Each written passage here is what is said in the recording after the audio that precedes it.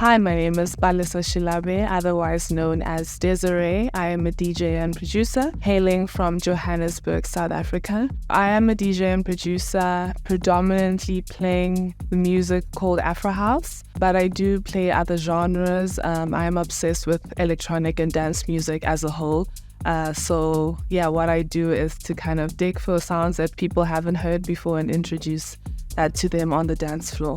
House music and electronic music has always been a big part of South African culture, I would say. Growing up in a township in Johannesburg, on Saturdays, on Fridays, I had my uncles doing a braai, which is a barbecue, and they would blast this amazing house music. So it's always been something that's been in my surroundings. For me, I think music is like a constant in my life. I think there's a lot of things that come and go. Friends come and go. Cities come and go in terms of where you live. But music, I feel like, has something that's always been there for me through thick and thin, through bad times, through happy times. And it's kind of been the reason why I've been able to do this thing called life. So today we're shooting at Kitchener's Bar, which is a venue that's very dear to my heart. When I was in university, I was studying just like 5 minutes away from Kitchener's.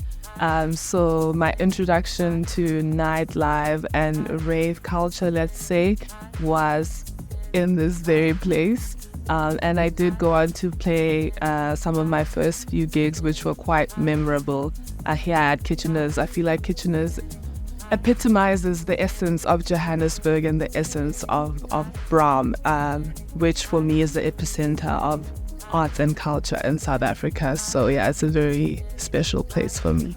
I think that music has always been largely inspired by African sounds. So I think it's about time that African music and African artists and producers are finally getting the recognition that they deserve.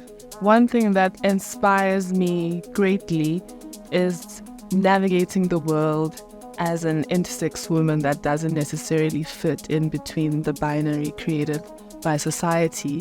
And I do find that in most spaces where I exist or where I'm performing and so forth, I find that there's not a lot of representation for different marginalized groups, whether it's women, whether it's queer people, whether it's intersex people, And I took it upon myself to start this project called Mino. And it's basically an event series / label that profiles women predominantly and other marginalized artists within electronic music. Majority of the proceeds of the event are donated to intersex organizations, which are projects that are very dear to my heart.